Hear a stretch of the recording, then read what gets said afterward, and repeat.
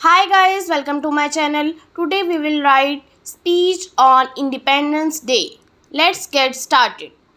Respected principal, honorable teachers, and my dear class fellows.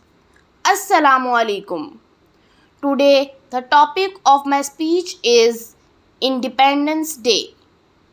Pakistan got independent on 14th August 1947. We Pakistanis celebrate this day on 14 August of every year.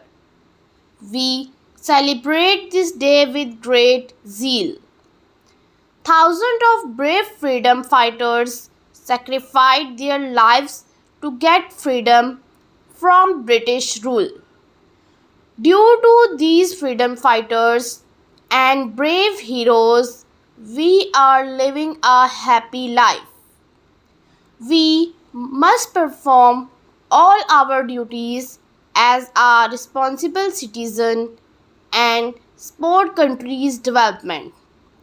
Let us all pledge today to work hard and make our country the strongest, powerful, and developed in the world. Thank you. If you like this video, please hit the like button and subscribe my channel for more videos. Thank you.